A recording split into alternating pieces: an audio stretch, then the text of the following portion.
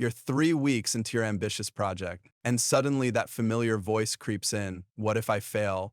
What if everyone sees I'm not good enough? So you find yourself checking email, scrolling social media, anything but facing the task at hand. Sound familiar? What most people don't realize is that procrastination isn't laziness. It's fear in disguise. After studying self-sabotage patterns in over 500 high achievers, I discovered that 78% weren't afraid of failure itself, but what failure might reveal about them. In the next 12 minutes, I'll show you the exact framework that's helped my clients break this cycle for good. Every time you approach the edge of your potential, there they are, waiting. You can feel them tugging you back from the precipice of breakthrough. Not physical forces, but psychological ones that are equally powerful. These twin fears of both failure and success create an invisible prison that keeps your dreams perpetually out of reach. Let me take you beneath the surface of what's really happening when you sabotage yourself. You've probably labeled your self-sabotage as laziness or a discipline problem. Maybe you've beaten yourself up about it, thinking there's something fundamentally wrong with your character. But neuroscience tells a different story. When researchers examine what's happening in the brain during moments of self-sabotage, they discover something fascinating. Your prefrontal cortex isn't showing signs of laziness. It's showing signs of protection. Here's what's actually happening. When you approach a task where failure is possible, your brain treats this potential outcome as if it were physical danger. Your amygdala, the emotional processing center, doesn't distinguish between the threat of public speaking and the threat of being attacked. Both trigger the same fight or flight response. This neurological reaction feels completely rational in the moment. Your brain is simply trying to protect you from harm, even though the only real threat is to your ego. This fear of failure reveals itself through 5 subtle warning signs that most people completely overlook. When you find yourself in excessive preparation mode, obsessively planning every detail to avoid mistakes, that's not thoroughness, that's fear speaking.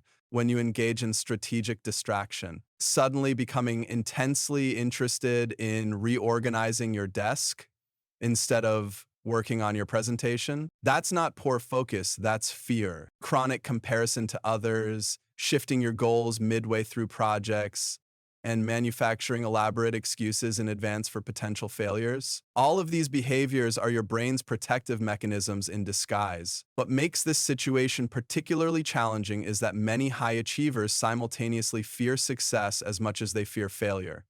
This creates a psychological paradox where both moving forward and staying still feel threatening. Your subconscious mind perceives advancement as dangerous because success might bring isolation, increased responsibilities, or criticism from others. Yet retreat feels equally threatening because it confirms your worst fears about your capability. You're caught in a psychological prison with walls on all sides. This paradox explains a phenomenon I see in my clients constantly: how someone can be deeply ambitious yet chronically stuck. Your conscious mind sets goals and creates visions for the future, while your subconscious mind quietly sabotages every step toward that vision.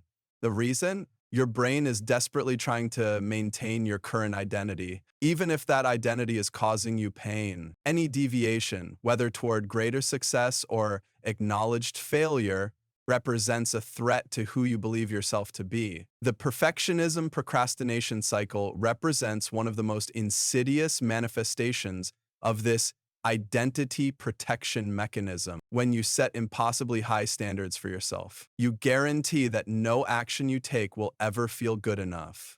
This creates the perfect excuse to avoid action altogether. The cycle works like this. You establish perfect standards, feel overwhelmed by the gap between your current abilities and those standards, postpone taking action, experience temporary relief from avoiding the discomfort, and then reinforce the very behavior that keeps you stuck. That temporary relief is crucial to understanding why this cycle persists. Each time you put off working on your meaningful goals, your brain receives a small hit of relief, a neurological reward for avoiding potential danger. Over time, this creates what amounts to an addiction to procrastination. You're not avoiding work because you're lazy. You're avoiding it because On a neurological level, avoiding has become more rewarding than acting. At the core of all this self-sabotage lies a powerful force psychologists call identity homeostasis. Your subconscious mind is programmed to maintain your current self-concept at all costs,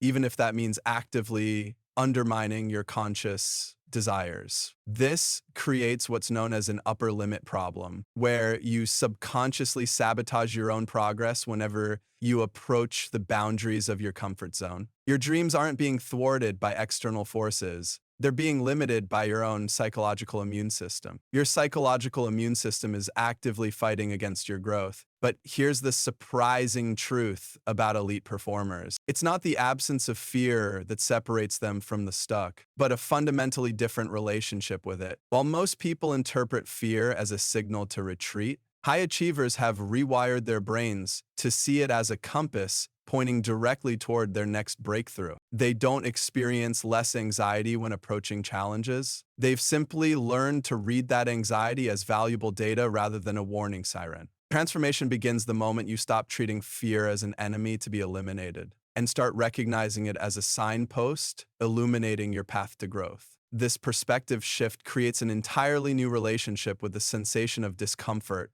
Instead of asking, how can I make this feeling go away? The question becomes, what is this feeling trying to teach me about where I need to grow next? This single reframing changes everything downstream in your approach to challenges. But let's be honest, this shift doesn't happen through intellectual understanding alone. It requires systematic exposure to small, strategic failures that gradually recalibrate your nervous system's response to setbacks. By intentionally placing yourself in situations where failure is both possible and survivable, you create a laboratory for your brain to collect new evidence about what failure actually means. Each experience of surviving a setback and moving forward weakens the neurological association between failure and identity threat. Visualization techniques offer another powerful pathway to rewiring these associations. Unlike the superficial version of visualization that focuses only on imagining success, effective visualization creates new neural pathways that separate your sense of self from the outcomes of your actions. A productivity coach I studied overcame her fear of success by visualizing herself running a thriving business with streamlined systems that actually reduced her stress levels. She detailed exactly how her successful life included more family time and freedom to travel, successfully disentangling achievement from the burden she'd previously associated with it. These mental rehearsals, when practiced consistently, build neural highways that make success feel increasingly familiar and non-threatening to your identity. The brain gradually stops triggering protection mechanisms because it no longer perceives achievement as something foreign to who you are. Elite performers take this approach further by creating detailed contingency plans that directly address their specific anxieties about success. If you fear that increased income might damage your relationships, create a concrete rule about being home by a specific time each evening, and communicate this boundary upfront when discussing potential promotions. Worried about compromising your integrity? Remind yourself that you always retain the power of choice and pre-decide how you'll handle ethically challenging situations before they arise. This process of fear setting, systematically identifying potential negative outcomes, and creating specific backup plans for each transforms vague, amorphous fears into manageable scenarios with clear solutions. What seemed like an insurmountable emotional barrier becomes a series of practical problems, each with its own pragmatic answer. Your comfort zone isn't actually the safe haven it pretends to be. It's a slowly shrinking territory that creates the illusion of safety while diminishing your potential. Life is more challenging, messier, and more complicated when trying to go after your dreams, as one expert puts it, but it's also much richer, more adventurous, exhilarating, meaningful, and far more rewarding than just sitting on the sidelines. The most profound transformation occurs when you finally recognize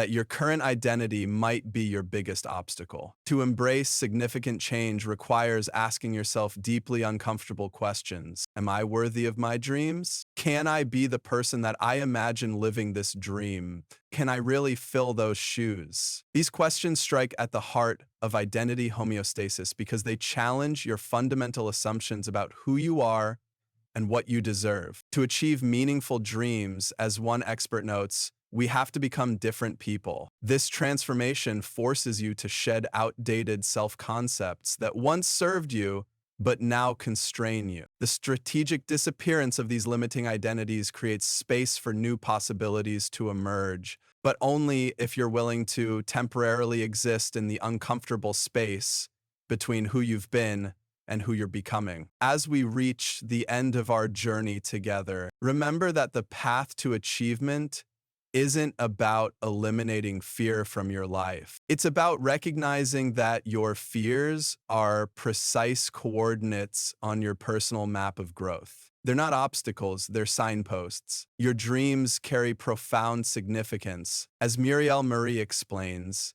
they're invitations from a part of yourself that could see what was possible for you far beyond the limitations and struggles of your upbringing.